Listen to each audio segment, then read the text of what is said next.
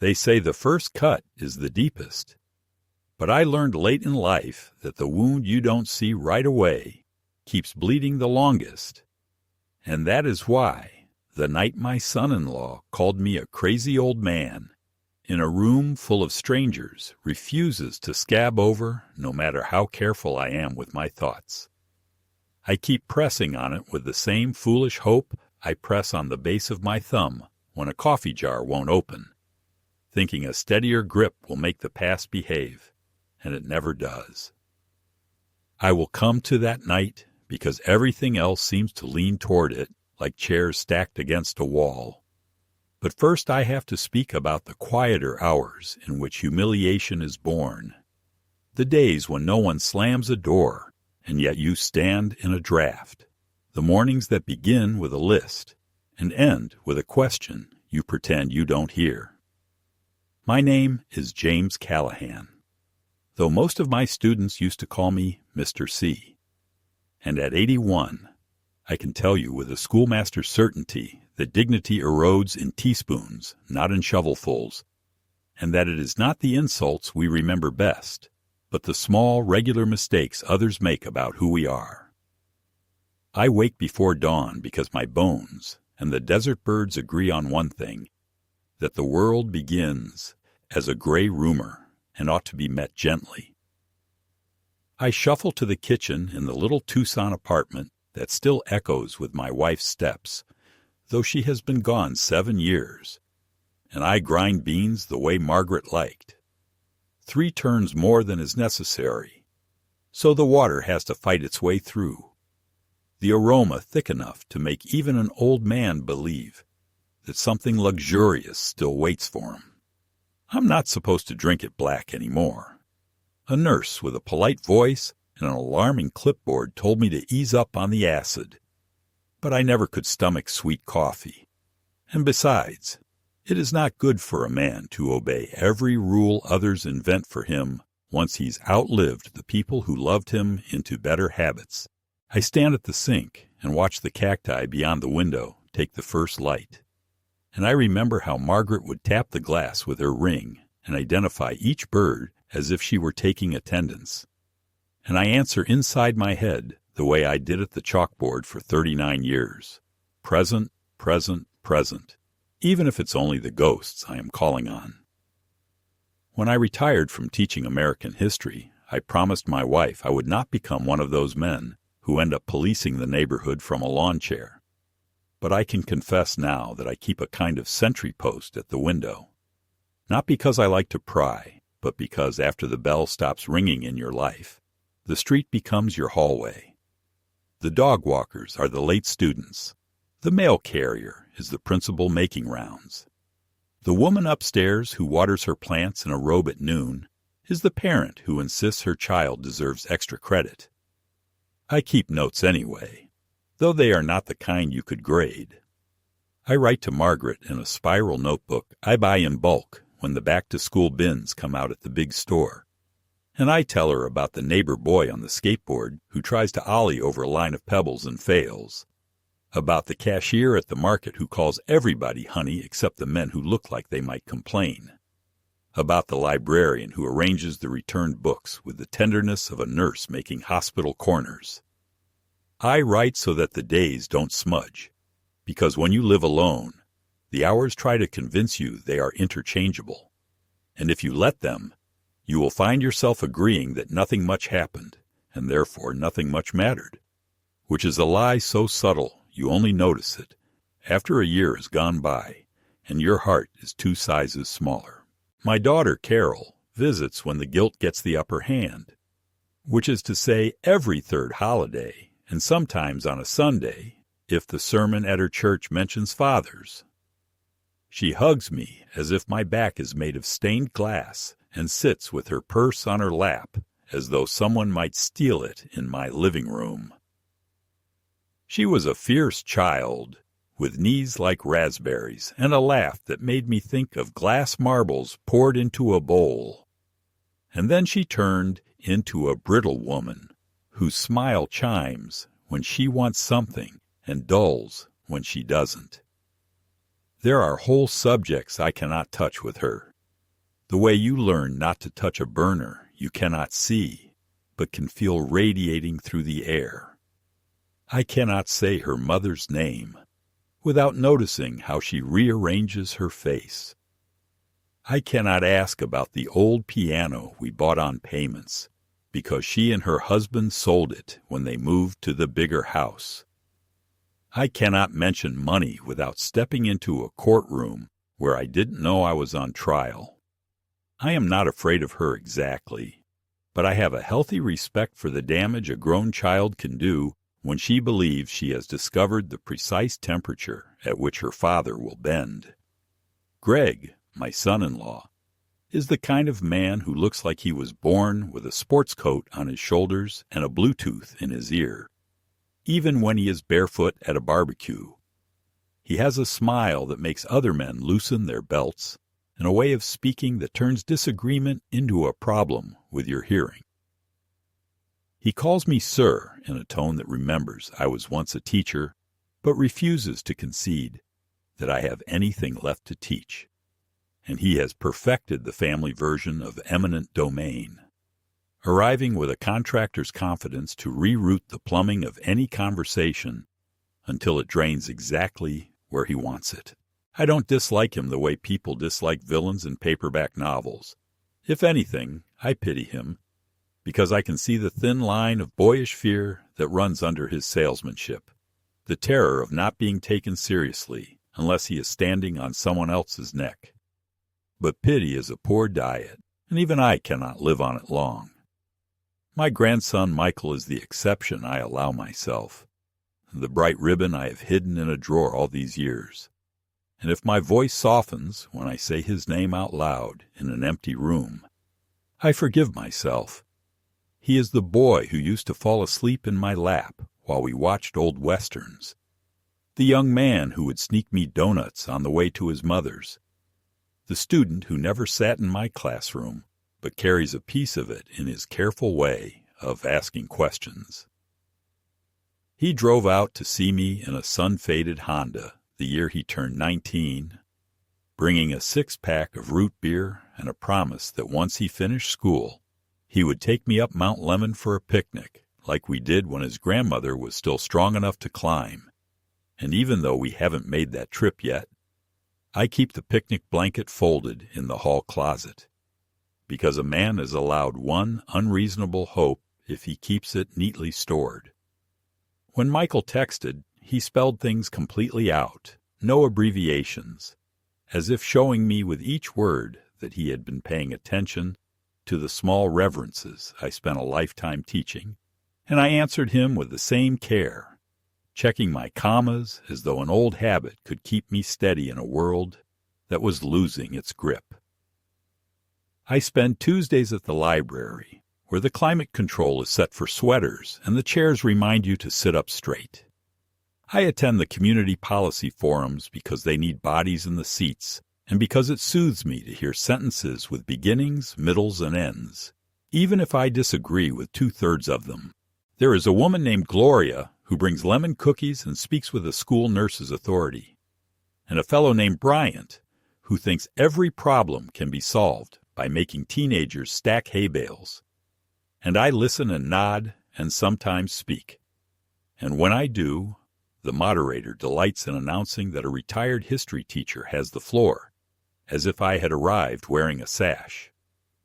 Now and then, a young man will approach afterward and tell me his grandfather says the same thing, and I will smile and congratulate the grandfather without saying what I think, which is that most of us old men are simply trying to pass along the tools we used on a more stubborn world, hoping they still fit the bolts that hold this one together. In the late afternoons, I walk the perimeter of the complex with a thrift store cane. I do not strictly need but enjoy, because it gives me a tempo and announces me before my knees can apologize. And I greet the gardeners and the smokers and the woman with the lapdog who is always about to quit sugar. Sometimes a boy on a bike swerves too close and shouts, "Sorry," and I shout back that apologies stand taller when you slow down to make them, and he laughs like I'm an antique who still runs. there is a kind of kindly suspicion that attaches to an old man who walks the same loop every day. One neighbor has said twice into her phone that there's an elderly gentleman who keeps peering through his blinds, and I have resisted the urge to knock and tell her that we peep out of habit, not curiosity, because when you spend decades in a classroom, you learn to scan the edges for trouble, and the habit does not retire just because you did. Instead, I wave when I catch her eye, and she waves back with the relief of someone who just realized the scarecrow is stuffed with newspaper, not crows. I keep my papers in order the way Margaret taught me when we were young and poor, and every envelope threatened a new rule. I have a binder with tabs for the mortgage I no longer carry, the insurance that costs more than it protects, the utilities that insist on password changes as if terrorists were after my water bill. Somewhere behind the blue tab is the living will I drafted without telling Carol, not out of spite, but because she can turn even a kindness into a negotiation. And I wanted one decision left unsupervised. I am not afraid of dying. I am afraid of being mismanaged, of having my name used to justify actions I would never take, which is a teacher's fear disguised as a father's. I have seen what happens when people leave their futures in the hands of those who think efficiency is the highest virtue. It makes for tidy folders and untidy hearts. When the sun drops, the apartment takes on the tender acoustics of a chapel, and I read by the lamp we bought the year Nixon resigned. I prefer biographies to novels because I have grown suspicious of motives that line up too neatly. Yet there are nights when a sentence in a story will open like a window, and I swear I feel air that has come from somewhere I remember. I talk to Margaret then, not out loud, because I am not eager to recruit the concern of the building manager, but in the unembarrassed register of a husband who kept his vows by practicing them every day. I tell her that the tomatoes at the market have lost their nerve, that the monsoon is late and the gutters are gossiping, that our daughter has learned to say Dad as if it were a code that opens a safe. I do not ask for signs, though I admit I sometimes wait an extra beat after a soft noise, the way a child waits after knocking to see whether the adult is coming. It was on an evening like that, with the lamp making a creak of light across the carpet and my pen leaving its nightly trail, that the phone chimed with a message from Michael, the kind that changes the taste of the room even before you open it. He said he had something to ask me and hoped I would say yes, and he attached a picture of a ring that looked like the moon had loaned a piece of itself to his pocket. Before I could reply, another message arrived, a formal invitation not from my daughter, but from the universe that likes to speak through stationery. A notice about a wedding, a date, a place, a line where I could click and RSVP if I had the right kind of patience. I closed the notebook and set down the pen still warm from my hand, and for a full minute I stood in my living room as if I were trying to remember a famous last line, because nothing in the long practice of my quiet life had prepared me for the fact that joy, when it returns, often brings a witness, and that the person who will testify for or against you at the happiest table in the room may already have picked his chair. I did not know then how completely a name said over a sound system could strip paint from a soul, or how one young man's decency could stiffen a spine as well as any cane. But I sensed, in the calm that followed, that something in me had taken a deep breath and stood up. The invitation to Michael's wedding did not arrive in the way a man might hope, hand-delivered by a daughter with warmth in her eyes, or even slipped into the mailbox with a note written in her handwriting to say she wanted me there. No, it came with all the impersonality of an advertisement, a glossy envelope from a printing service addressed to James Callahan, in a typeface chosen to suggest elegance, though to me it looked more like the font banks use when they send you offers for credit cards you don't need. Inside was a heavy piece of cardstock embossed in gold, announcing that Michael Callahan and Rebecca Martinez were to be joined in holy matrimony on a Saturday in May at a country club I had never been invited to in all my years of living near my daughter.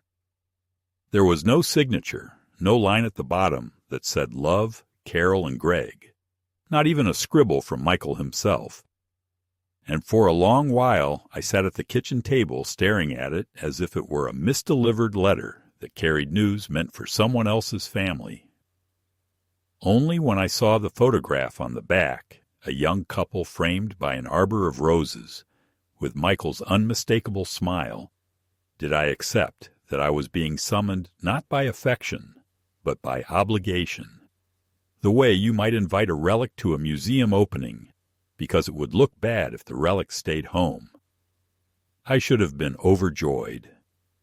I should have clapped the table with my hand and whispered to Margaret that our grandson had grown into a man who could choose wisely and stand proudly, and in some sense I did feel that way. But what overpowered the joy was the sudden unease that always attends my daughter's gestures. Carol does not move without calculation. I have seen her pretend to forget birthdays so that a late gift feels like a surprise.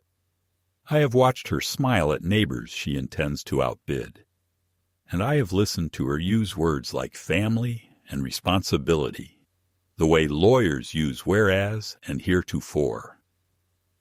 That she wanted me at this wedding meant, at best, that she needed me as a prop, and at worst, that she had a plan in which my presence was essential. Still, it was Michael's day, not hers, and the memory of that boy bringing me root beer and promising me a picnic carried more weight in my heart than the suspicion that once again I was being maneuvered. So I decided I would go. Registering my attendance was its own small humiliation. The card instructed me to RSVP through a website, as though the fact that I had navigated decades of chalk dust and essays meant nothing compared to whether I could click the right box. The site asked for details that felt less like hospitality and more like an interrogation. A password, a preferred meal, an emergency contact, and, inexplicably, the number of a government-issued ID. I tried to enter the digits of my driver's license, and the screen rejected them twice before freezing. I stared at the monitor, feeling that peculiar panic of old men who suspect the world has designed itself to expose them as obsolete. Finally, I printed out the page and mailed it to the address on the envelope with a note in my careful handwriting, saying simply, "Yes, I will attend. Please reserve one seat for James Callahan." I sealed the envelope with the sense of a man submitting an exam he has not finished, and I wondered whether anyone would even read it. The days that followed were restless. I found myself looking at my wardrobe and realizing I had not bought a new suit since Margaret's funeral, and that one hung on me now like a borrowed shadow. So I took a bus into town and walked into a department store where the salesmen were young enough to be my grandsons, and I let one of them measure me while pretending not to notice the way he repeated the numbers twice under his breath, as if he couldn't quite believe the narrowness of my shoulders or the thickness of my waist. I chose a navy suit, not too dark, not too light, and when I put it on in the dressing room, I felt like a man rehearsing his lines in a play where he wasn't sure he had been cast. I bought a tie the color of faded wine and a pair of shoes polished enough to squeak, and though the total made me wince, I told myself it was worth it to stand beside Michael on his day without looking like an afterthought. I also decided to prepare a gift, not something that could be hidden in tissue paper, but something that might matter when the confetti had been swept away. I wrote a check for $10,000, money I had saved from careful years and had no real use for anymore except to give it away, and I folded it into a card with a handwritten note telling Michael and Rebecca that a marriage is not built in a day, but maintained in the daily willingness to listen even when you are tired, to forgive even when you are right, and to hold even when your arms are weary. I sealed the envelope with the reverence of a man sealing a time capsule, imagining that when they opened it, the gift would not be the money but the words, and that perhaps Michael would hear in them the same steadiness I tried to give him as a child. When the week of the wedding arrived, I felt a mixture of dread and anticipation. I laid out my suit days in advance, pressing it myself with the iron. Margaret had used for school shirts, and I polished my shoes until I could see my lined face staring back. I rehearsed small greetings in the mirror, not because I feared forgetting them, but because I wanted to sound natural when I said them to people who had long ago decided to forget me. On the morning itself, I woke before the alarm, shaved with a trembling hand, and fastened the tie as if it were a badge pinned on me for a single day of borrowed belonging. I placed the gift in my jacket pocket and checked it 3 times before locking the door. Outside, the sun was already burning the pavement, and as I waited for the taxi, I told myself I was not going for Carol or for Greg, but for the boy who once pressed his small hand into mine on a mountain path and asked me whether history ever repeats itself. The drive to the venue was longer than expected, winding through neighborhoods I had never visited, each one greener and more manicured than the last, until we reached the kind of gates you only see in magazines. Iron twisted into curls and guarded by a man in a blazer who peered at my name on the list with the curiosity of someone spotting an unfamiliar species. The taxi rolled up the long drive to a building of white columns and trimmed hedges, the kind of place where even the gravel seemed rehearsed. I stepped out slowly, clutching the gift, enjoying the flow of guests who seemed to glide rather than walk, their laughter spilling like coins in a fountain. Inside the hall, I felt at once both invisible and exposed, greeted by polite nods that carried no recognition. It was then, as I scanned the tables and looked for my daughter or my grandson, that I realized my name was not written in the cluster of family seats near the front, but had been placed at a small table near the back, close enough to the kitchen doors that I could hear the clang of plates. My hands tightened on the envelope, and I whispered to myself that I was here for Michael, that everything else I could endure, even this quiet exile. What I did not know, what no amount of rehearsing in the mirror could have prepared me for, was that my endurance would be tested not by silence, but by laughter at my expense, and that the very man who had married my daughter would choose this day, of all days, to prove to a hall full of witnesses that I was nothing more than a crazy old man. I had expected to feel awkward at Michael's wedding, but I had not anticipated the exact texture of that awkwardness, the way it pressed against the skin like an ill-fitted garment, a slow itch that could not be scratched, because everyone else seemed at ease in their roles. Everyone else had a seat at the right table, a conversation partner ready at hand, a place where their laughter naturally belonged.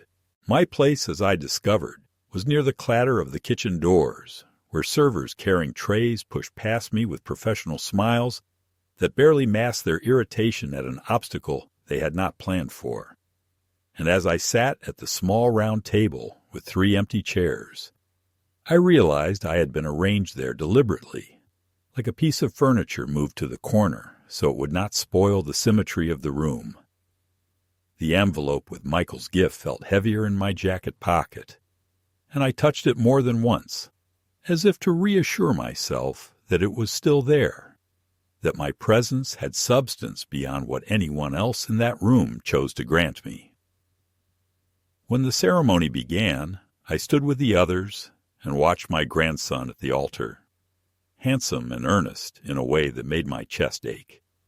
And for a moment the entire architecture of the day, the expensive flowers, the polished speeches, the glinting chandeliers, faded into background noise, because all I could see was the boy who had once asked me whether George Washington had ever been afraid. and I wanted to shout across the room that courage is not the absence of fear, but the decision to move despite it. But of course I said nothing. I sat again when the rest sat, and the program moved forward with rehearsed efficiency. From my seat, I could hear the murmur of staff setting up the bar for the reception, and I had the uneasy sensation that I was attending a play from the wings, present but not part of the story, a witness to something I loved, but excluded from its living center. During the reception, when guests began to mingle and the orchestra struck up familiar tunes, I tried to join a conversation at the edge of the dance floor, only to be greeted with the kind of thin politeness that leaves no foothold. A woman asked me whether I was related to the bride or the groom, and when I said I was the grandfather of the groom, her eyebrows lifted slightly in surprise, as if she had assumed I was a neighbor or perhaps one of the hired help. Before I could say more, she excused herself with the bright smile of someone retreating without leaving footprints, and I stood there feeling not merely old, but misfiled, as though my very identity had been placed in the wrong drawer. I returned to my table and sat in silence, listening to the hum of laughter that seemed to flow around me without once touching me, and I wondered whether Margaret, if she were alive, could have forced her way into these circles with her effortless warmth, whether she would have been able to claim space where I could not. Then came the toast, that ritual of weddings, where truths and lies are poured into glasses, with equal ceremony, and it was during this part that the first real crack appeared, the first moment when my unease shifted into something closer to humiliation. Michael's friends spoke warmly, Rebecca's family offered blessings, and even Carol managed a speech that, while dry, was at least appropriate. But then Greg stood, raising his glass with the confidence of a man used to commanding attention, and what came out of his mouth was not celebration, but something that dressed itself as humor while carrying the sharpness of a blade. He began by thanking the guests for coming, and then, with a smile that flicked toward me, he said, "And we're especially grateful that our family patriarch could be here tonight. You all know how it is. Sometimes old men get confused, forget where they are, wander off, but we're glad he managed to find his way out of his imaginary White House office to be with us this evening." The room laughed, some lightly, some with the relief of people given permission to laugh at what they had already suspected, and I felt the blood rise in my face as though I had been stripped of my clothing in front of them. I wanted to protest, to say I had never claimed to be president, never pretended to be more than I was, but the words stuck in my throat because any defense would have sounded like confirmation, the desperate denial of the accused. Greg went on, embellishing his joke with little anecdotes that were half true or outright invented. How I once repeated the same story twice at dinner. How I supposedly lost my keys and accused the children of hiding them. How I sometimes confused the names of television actors. The guests chuckled, raising their glasses as though cruelty was just another form of camaraderie. And in that moment I understood with awful clarity that my son-in-law was not simply teasing. He was building a narrative, crafting me into a character everyone could laugh at. A doddering relic who could be dismissed, perhaps even pitied, but never taken seriously again. I sat perfectly still, my hands folded in my lap, my eyes fixed on the tablecloth, while inside me a storm of shame and anger gathered force. I thought of Michael, wondered what expression was on his face, but I did not look up because I was afraid of what I might see, either the embarrassment of a young man caught between loyalty and love, or worse, the awkward smile of someone too afraid to break the current of the room. My throat ached with unshed words, the kinds of words I had spoken all my life to defend others, but never imagined I would need to defend myself from my own family. When Greg finished, the applause was genuine, the laughter lingering, and the MC quickly moved on to the next toast as if nothing unusual had happened. I sat there feeling as though the floor beneath me had shifted, as though I had been demoted in front of a court I had never agreed to attend. The envelope in my pocket seemed suddenly ridiculous, a gesture from a man who still believed he could give when what they wanted was to take. I rose slowly from my chair, intending to slip out quietly, to retreat before more could be said, but the scrape of my chair drew glances, and I caught Greg watching me with a smirk that said he had achieved precisely what he wanted. Not humor, not warmth, but the public reduction of the old man in the corner.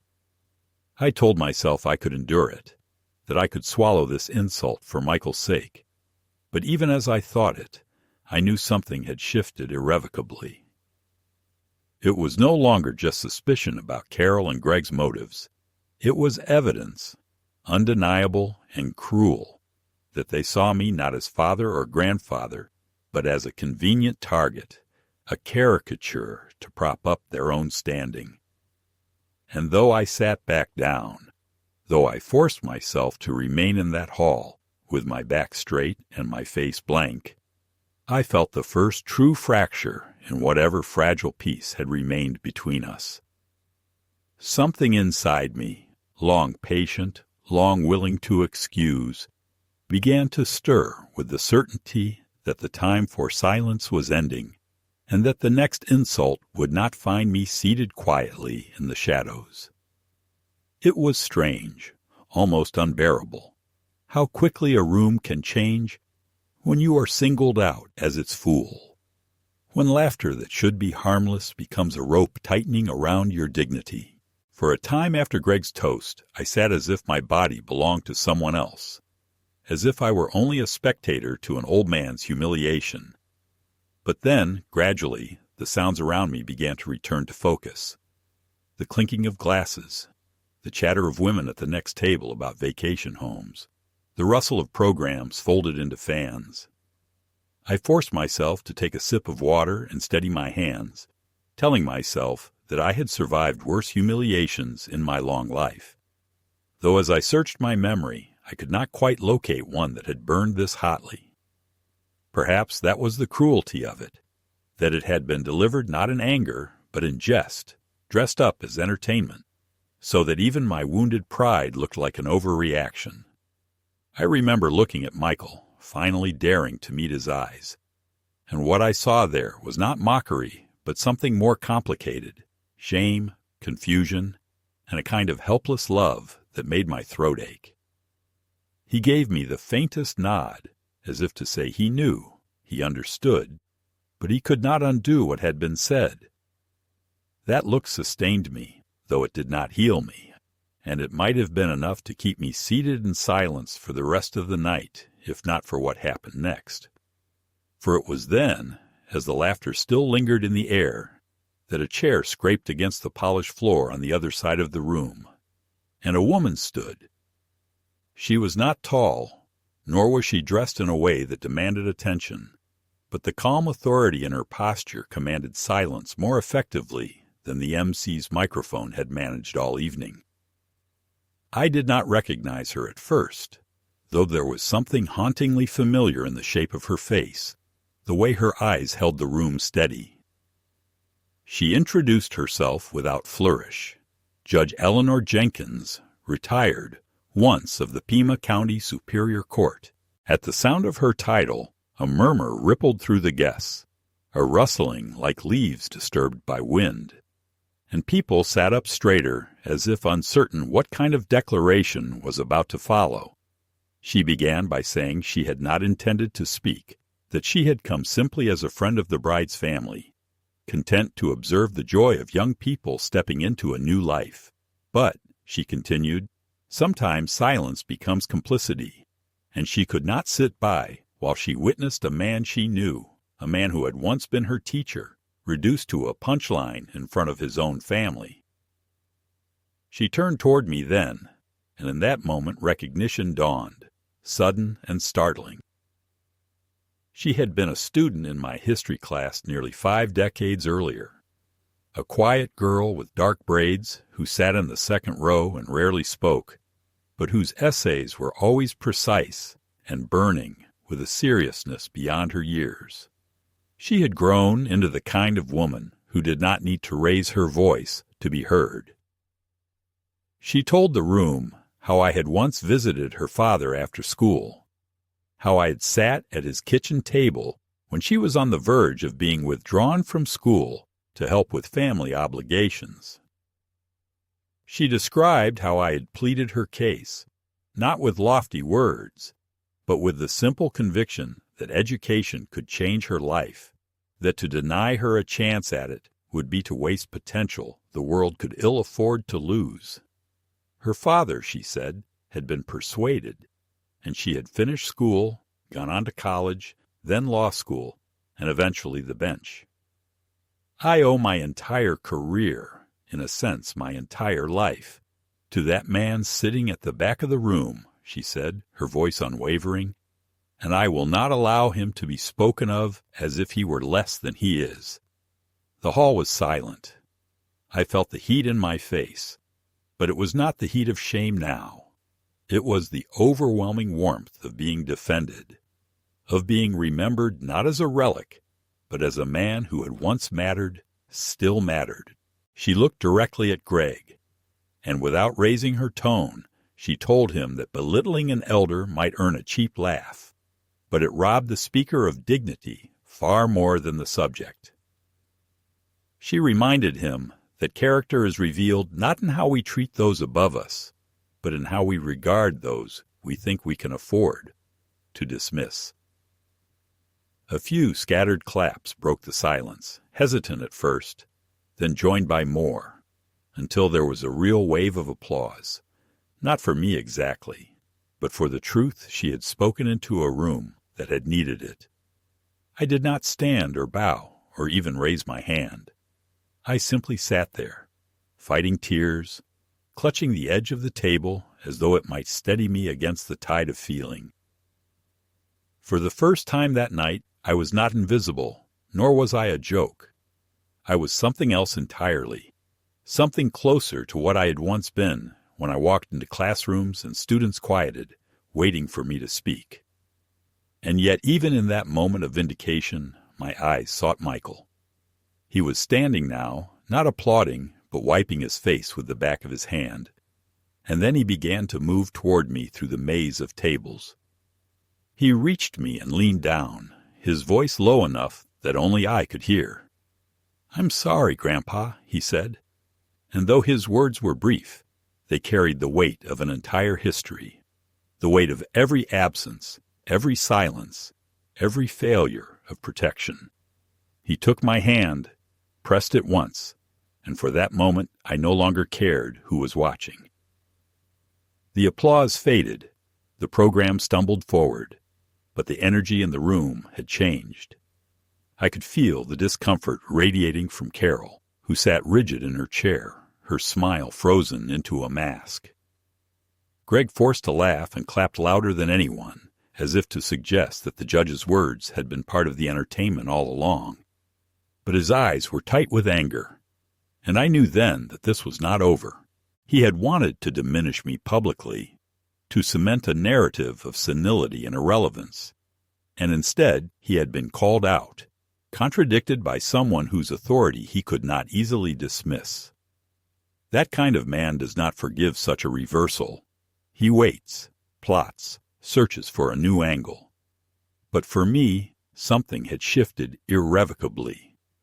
The humiliation of Greg's speech had cut me deeply, but the intervention of Judge Jenkins, the apology of Michael, had done more than salve the wound. They had reminded me that I was not without allies, not without memory, not without the power to act.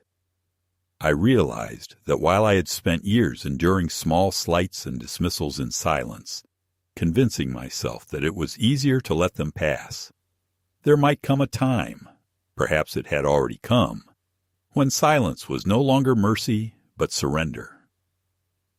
I thought of Margaret, of how she would have bristled at seeing me treated this way, of how she would have urged me to stand not just for myself, but for the principle that no life well lived deserves to be rewritten into ridicule.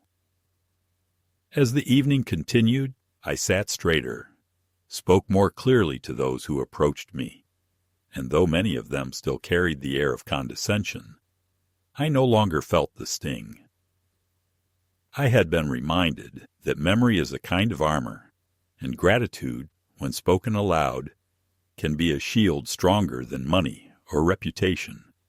Still, I could feel the eyes of my daughter and son-in-law on me, measuring, recalculating, and in their glances I saw the promise of further battles. The night had given me a reprieve, but not an end, and deep inside I sensed that the toast, the defense, and the apology were only preludes to something larger, something that would test not just my patience, but the very foundation of what remained between me and my family. It was, in every sense, the turning point. I had come to the wedding expecting at most to be ignored, perhaps tolerated. But instead, I had been humiliated and then defended, scorned and then honored, diminished and then remembered. The pendulum had swung wildly, and I understood with a clarity that frightened me that I could no longer afford to drift quietly through these encounters. The storm had broken, and whether I liked it or not, I was already in its path. The reception after Judge Jenkins's intervention did not unfold as smoothly as the organizers must have intended. For though the orchestra resumed its cheerful music and the servers continued to glide between tables with trays of wine and hors d'oeuvres, there was a tension that could not be concealed, a tightening of posture among certain guests, an air of polite discomfort that hung over the rest of the evening like humidity before a storm. I remained seated, my grandson still beside me for a time, while Judge Jenkins returned to her table with the calm dignity of one who has said what needed to be said and will not repeat it. Though I did not move, I felt as though I had been carried from one shore to another, dragged across a river I had resisted for years, and though my feet were not wet, I knew the ground behind me was no longer mine. Carol avoided my gaze for the remainder of the meal, her face an uneasy mask, as if she feared any expression might betray the thoughts spinning in her mind. Greg, by contrast, seemed determined to overcompensate, moving through the hall with exaggerated cheer, clapping men on the shoulder, kissing women's hands, telling jokes too loudly, as though by sheer volume he could drown out the memory of being rebuked. Yet his eyes betrayed him when they flicked toward me, quick as a lash, narrowing with the calculation of a man deciding not if, but when he would retaliate. I have lived long enough to recognize that look, the look of someone who has been embarrassed in public and will not rest until he has restored his pride at the expense of the one who wounded it. I tried to steady myself with the thought that perhaps the evening would end without further incident, that Greg's resentment would simmer but remain unexpressed in that hall full of witnesses. Yet I knew him too well to believe it entirely. He was not the sort of man who let go of a grudge quietly. And indeed, as the night wore on and the crowd thinned, as the newlyweds danced and laughter softened, I found myself once again the subject of his quiet campaign. It began with whispers at nearby tables, guests leaning in toward one another, glancing at me, nodding. Then came the second round of speeches, less formal, less rehearsed, the kind of spontaneous tributes that arise after the liquor has loosened tongues. Greg seized the moment, glass in hand, and spoke again, pretending good humor, but slipping in remarks that painted me as fragile, as an old man best remembered for what he used to be rather than what he was. He spoke of my years as a teacher with the kind of smile one reserves for quaint antiques, saying how students remembered him fondly, even if sometimes he repeated the same lesson 3 times in a row. He mentioned my habit of carrying a notebook, suggesting I needed it, because otherwise memories tend to wander off like stray dogs. The crowd laughed again, though more uneasily this time, but he pressed forward, leaning into the fiction that I was doddering, confused, perhaps even slipping into dementia. Carol, sitting stiffly beside him, made no attempt to correct him, and when a guest near me asked under his breath if I was all right to be on my own these days, I realized that Greg was planting seeds more dangerous than ridicule. He was laying the groundwork for a story in which I was incompetent, unable to manage myself, a man who might require guidance with his affairs. It chilled me to recognize his strategy, for it fit too neatly with the unease I had long harbored about my daughter and her husband's intentions. Over the years, there had been hints, remarks about the burden of my upkeep, questions about whether I had considered simplifying my finances, offers to help with paperwork I was perfectly capable of handling myself. I had dismissed them as nuisances, the careless talk of people impatient with the inconveniences of an elderly parent. But now, listening to Greg's carefully constructed anecdotes dressed as jokes, I saw their true shape. He was not merely trying to humiliate me. He was drafting a narrative in front of an audience of witnesses that could later be called upon to justify actions against me. The transfer of authority, the assumption of control, the siphoning of what I had worked for into hands that did not deserve it.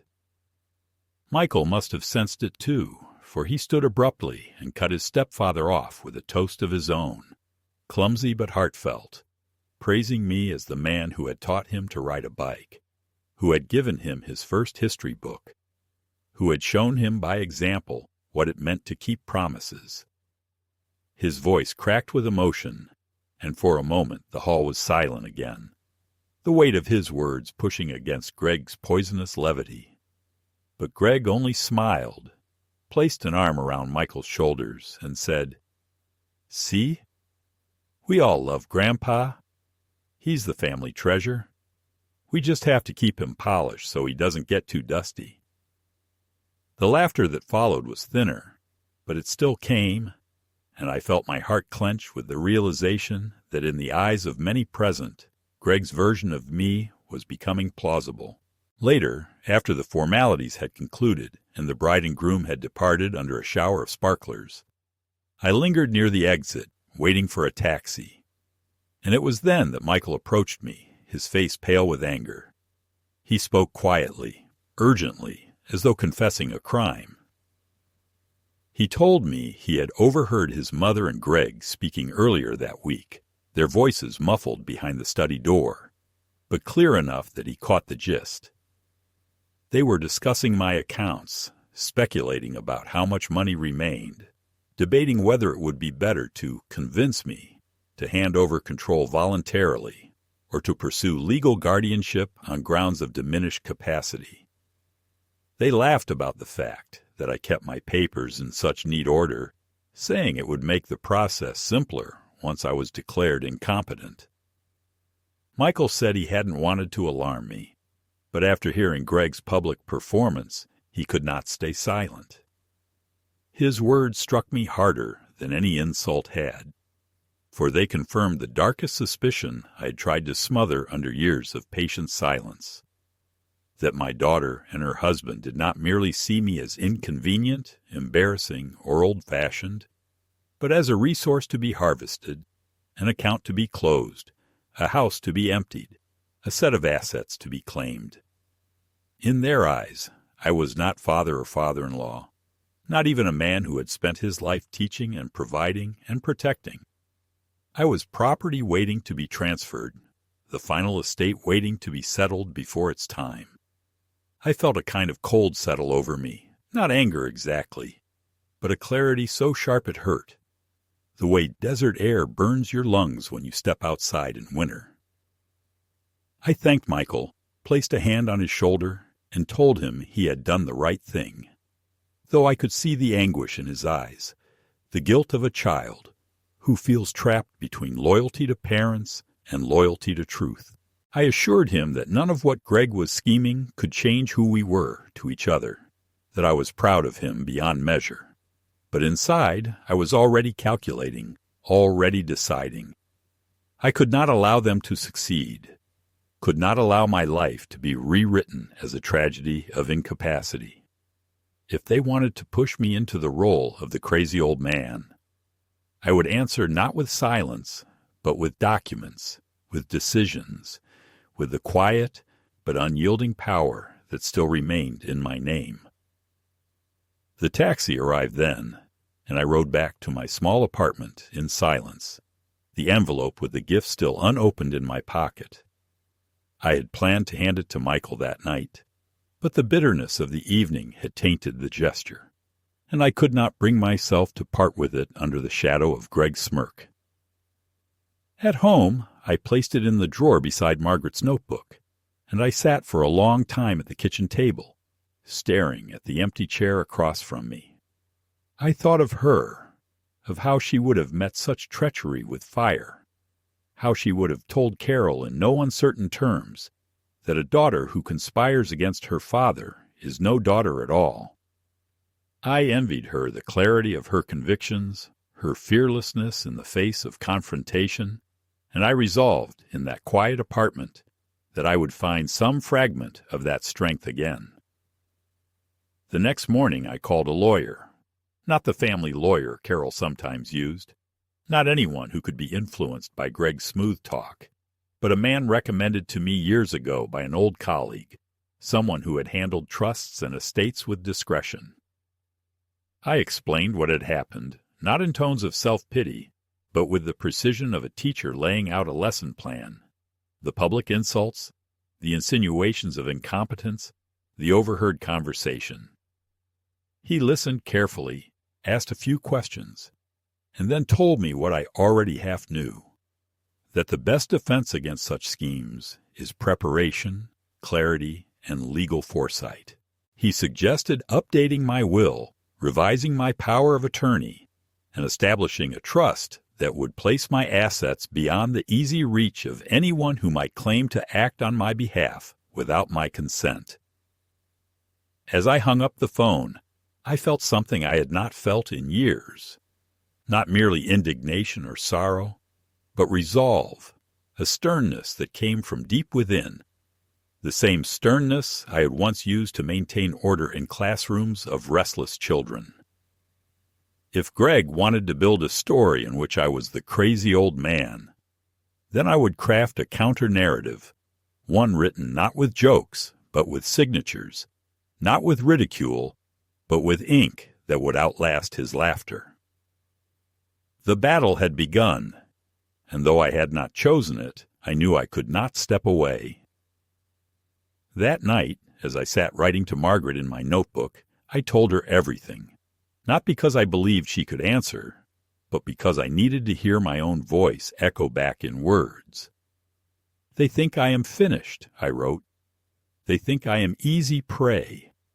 But I am not done yet, not by a long mile. If they want a war over my dignity, they will find I have a stronger arsenal than they dreamed." And with that, the stage was set for the final confrontation, the reckoning that had been delayed for years but could no longer be avoided. Because a man may forgive neglect, he may endure insult, he may even suffer betrayal and silence for a time. But when his very life is threatened with erasure, when his love is twisted into currency and his memory into excuse, then even the gentlest old man must rise. The days that followed the wedding passed with a strange heaviness, as if the air itself had thickened, making every movement deliberate and slow. And yet inside my mind there was no slowness, only a kind of relentless sharpening, a refusal to drift back into the haze of resignation that had governed so much of my life after Margaret's death. I awoke each morning with a new steadiness in my chest, and though I still brewed my coffee and sat by the window as always, the ritual was no longer an exercise in keeping loneliness at bay, but a preparation for battle, the calm before the deliberate unfolding of a plan that had been too long deferred. I thought of Greg's smirk, of Carol's silence, of the whispers planted among the guests, and the knowledge that they were willing to conspire openly against me. burned not with sorrow now, but with something harder, cleaner, the will to answer them on ground of my choosing. I met with the lawyer 2 days later in a quiet office that smelled of paper and dust, the kind of place where even the chairs seemed to carry the weight of confidential conversations. He was a careful man, measured in his words, the kind who never rushed to fill silence, but instead let it settle until the right phrase could be found. I handed him a folder I had assembled the night before, every document meticulously arranged, each bank statement, insurance policy, and deed placed behind a labeled tab. He leafed through them with an approving nod and then looked up at me, not with the condescension reserved for the elderly, but with the respect of one professional recognizing another. I told him plainly that I wished to revise my will, to strip Carol and Greg of any share of my estate, to transfer the bulk of my savings to Michael and the remainder to an educational foundation in Margaret's name, and to establish a living trust that would prevent any attempt to seize control of my finances. His eyebrows lifted slightly, but he did not argue, only explained the procedures and the signatures required, and for the first time in many years I felt as if my voice carried the weight of action again. In the weeks that followed, I moved quietly but firmly. I visited the bank, not with Carol at my side, as she had often suggested, but alone, accompanied only by the papers that now bore my fresh signature. I spoke with the trustee who would oversee the educational fund, a woman young enough to be my granddaughter, yet with eyes that radiated competence, and I told her of Margaret's passion for students who had nothing but their determination to carry them forward.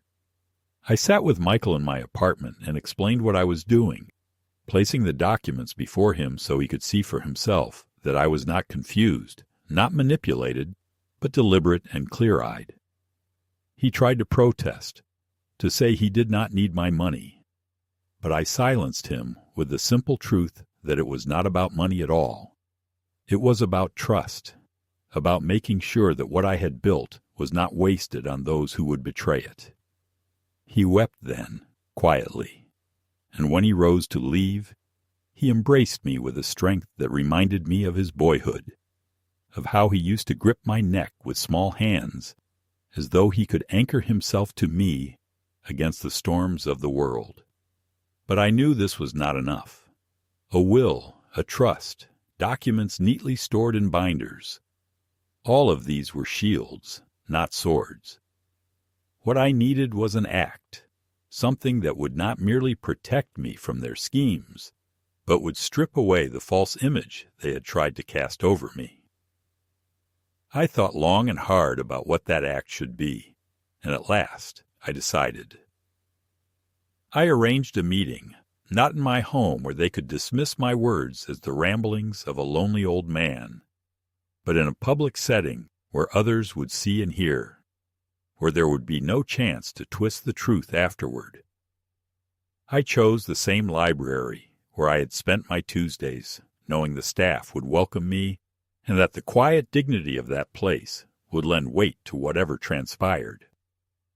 I invited Carol and Greg under the pretense of discussing my estate planning, hinting that decisions needed to be finalized and that their input would be considered. They came, of course, for greed will always answer when money calls. I greeted them calmly, seated at a long wooden table with Judge Jenkins already present at my side, having agreed without hesitation when I asked her to be there as a witness. The look on Greg's face when he recognized her was almost worth the years of humiliation, a flicker of unease breaking through his polished charm, though he quickly smothered it beneath a grin. Carol's eyes darted between us, already suspicious, her smile brittle. I began without preamble. I told them I was aware of their intentions, that I knew of their conversations about my accounts, their speculation on my competence, their eagerness to claim authority over my affairs.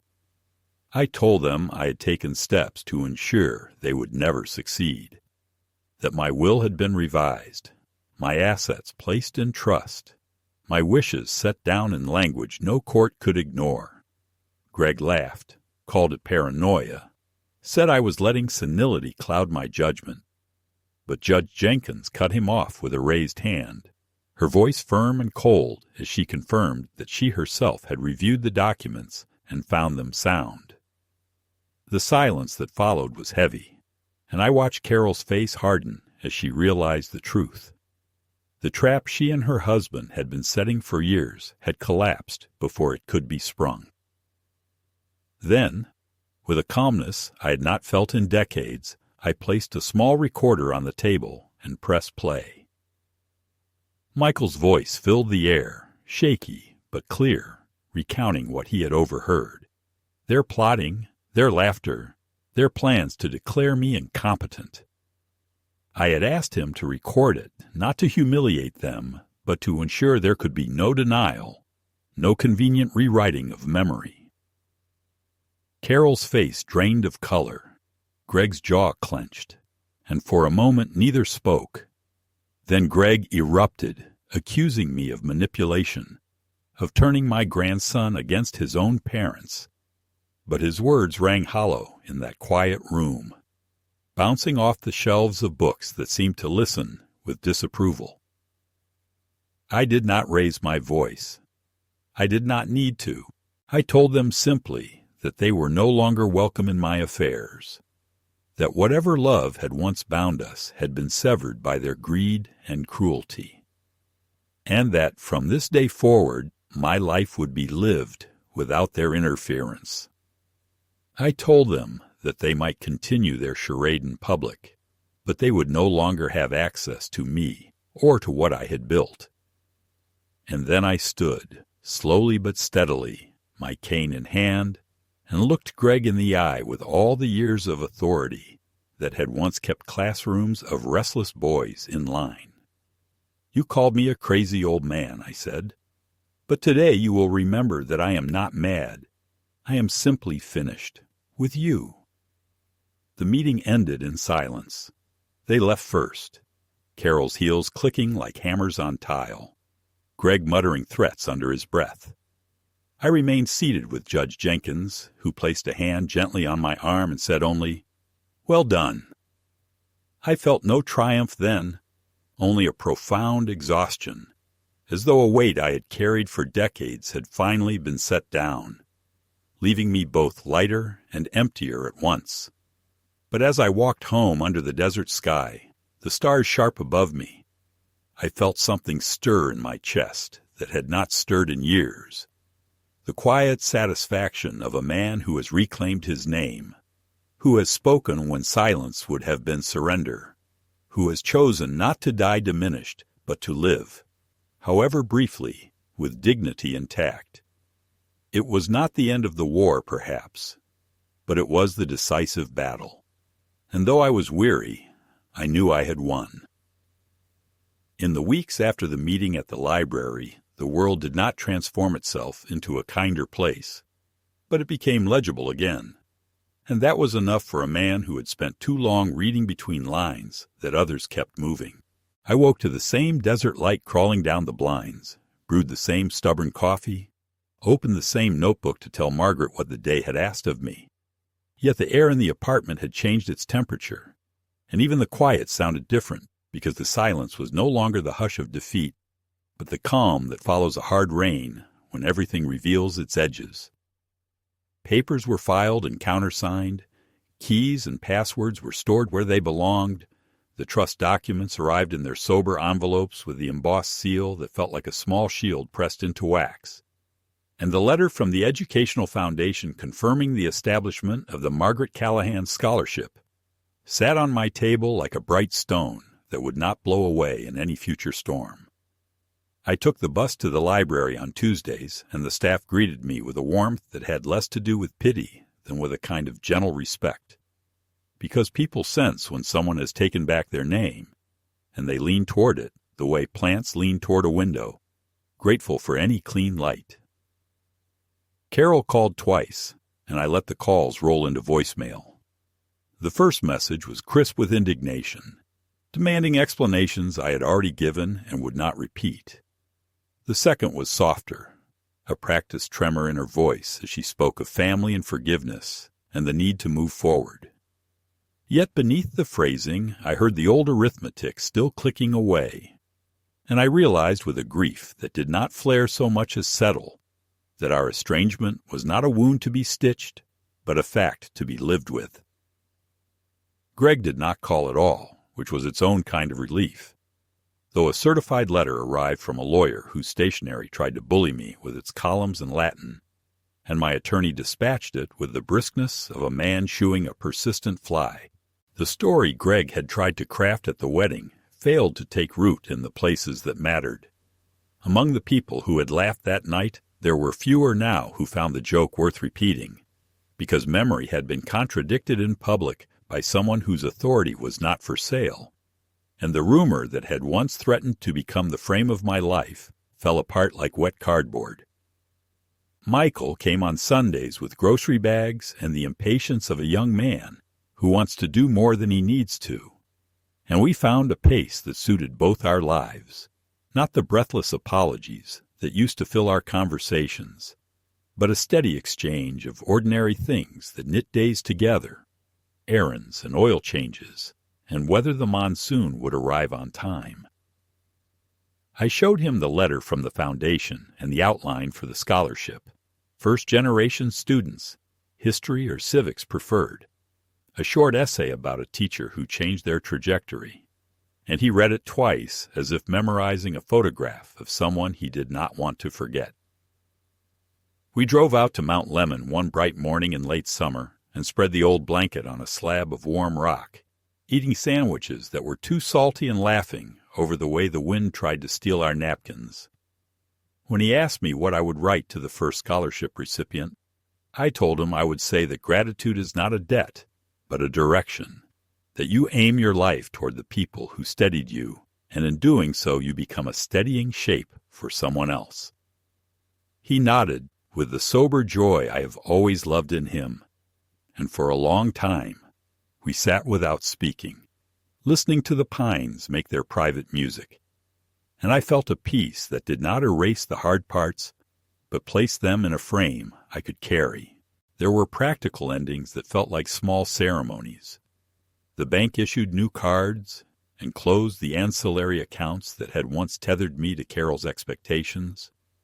I boxed up photographs that no longer matched the lives of the people in them and mailed them to the addresses they belonged to, keeping only the images that contained unarguable truth. Margaret laughing with a whisk in her hand, Michael in a paper crown at 6. Carol as a child grinning through a curtain of pool water before the years hardened her into someone I can no longer reach. Judge Jenkins hosted a modest gathering at the library to announce the scholarship. Not a grand event with speeches and sponsors, but an afternoon in the reading room where people who valued what classrooms can still do came to shake my hand. And when the judge spoke, she did not retell the wedding scene or dwell on humiliation. Instead, she talked about the ordinary stubbornness that keeps a community decent. The way small acts of fairness repeated long enough become a kind of architecture. And for once, I did not demur when praise touched my shoulder, because I understood that accepting it was not vanity, but a way of honoring the younger man I had been, who had believed a kitchen table conversation could change a life, and had been right at least once. I would be lying if I said there were no nights when the darker memories rose like uninvited guests. The sound of Greg's joke turning the room against me, the sight of my daughter's face settling into indifference. And on those evenings I sat a little longer with the lamp on and wrote a little slower to Margaret, telling her that although the ledger would never balance perfectly, there was enough on the right side now that I could close the book for the day without dread. I learned to live with the unanswered, to let certain doors remain closed without standing guard before them, and in that practice there was a dignity I had not expected, an easing of the shoulders that comes when a man stops arguing with realities that do not wish to be persuaded. When the first scholarship application arrived in a neat envelope with a careful hand, I opened it as if it were a letter from the past, and found inside the story of a girl whose mother worked nights and whose grandfather taught her to read on a porch with a broken light. And I sat there with the page trembling in my fingers, thinking not of vengeance or victory, but of the simple fact that something good had outlived a hard season. On the morning the foundation emailed to say the award had been made, Michael called to tell me that he and Rebecca were expecting a child. And I felt that rare seam in time open when the past and the future shake hands without suspicion. I did not give him advice, for once, or wrap the news in a lecture about history's long view.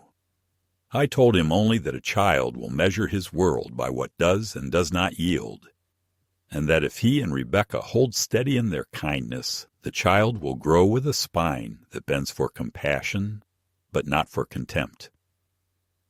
After we hung up, I carried a chair to the window and watched the ordinary traffic of the complex, the gardeners and the dog walkers and the boy on the skateboard who still can't clear the pebbles. And I thought of the night at the wedding when a judge stood up and returned me to myself, and of the many quieter mornings since when I had stood up in the smaller court of my own kitchen and chosen again and again not to let bitterness be the last witness. I am old, and I have been called worse than crazy, but I am still here, and the life I have left is not a footnote to anyone's joke. It is the main text written in the hand I learned from years at a chalkboard, long lines drawn straight, corrections made where necessary, and at the bottom, for the first time in years, a signature that looks like mine.